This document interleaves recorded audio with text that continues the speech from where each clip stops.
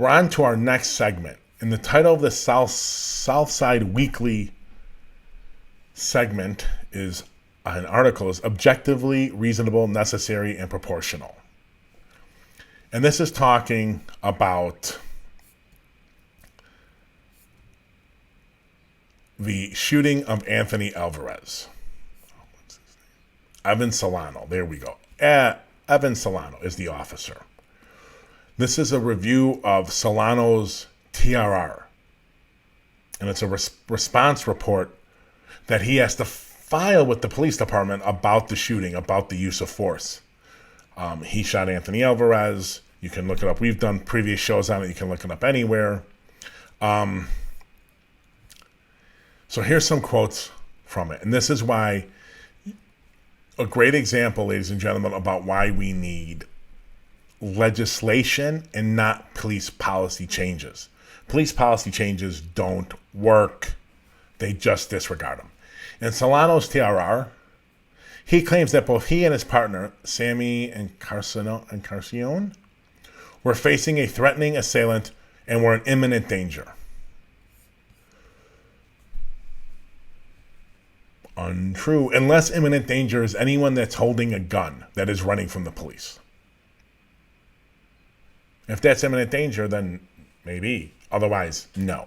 He didn't point the gun. He didn't do any act that would make anyone think he was going to do it. And even when he shoots Alvarez, and he's standing over him, Alvarez is like, "Why did you shoot me, dude?" And he's like, "Well, you had a gun. That's all I need. You had a gun. I can shoot you."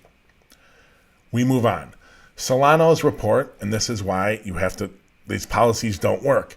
Solano's report alleged that he sustained an injury during the encounter with Alvarez. The narrative section of Solano's report was left blank. The narrative section where Solano was supposed to detail the injury was left blank. Under CPD directives, if any section of the TRR is incomplete, review by a supervisor and investigative supervisor should ensure completion. Did it happen? No, of course not. They're not going to make a fellow officer write anything in a report about a shooting where they killed someone, especially. They're not going to make them fill out and put more stuff on paper. That's dangerous for the officer. It may actually result in discipline. Of course not. This officer, as we'll get to in the thing, should have been stripped of his powers immediately. Should have put on desk duty and moving towards firing him.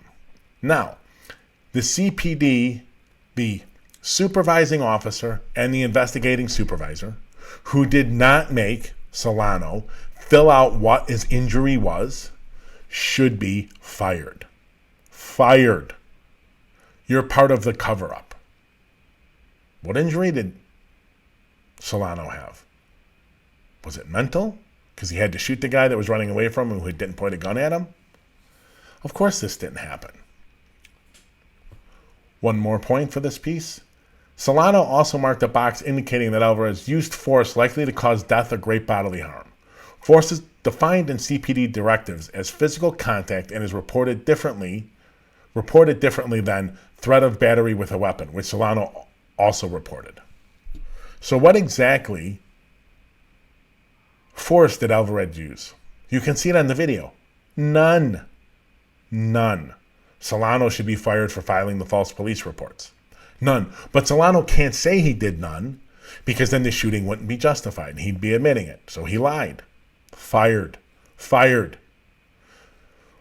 Now, we're going to get to in the next segment, which connects, about what happened after the shooting, after Solano was recommended to be stripped of his police powers, his gun taken away, his badge taken away, because that's what the Citizen Office of Police Accountability wanted to happen. What happened on the streets when they left him armed?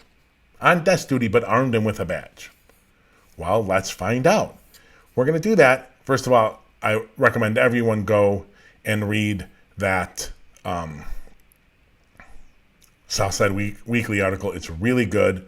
I would also tell you that for those listening to the podcast, once the podcast gets posted, the post on our website has all the images we show in the show, and it also has all the links to everything. So you can go and look up the reports we're talking about and the articles we're talking about.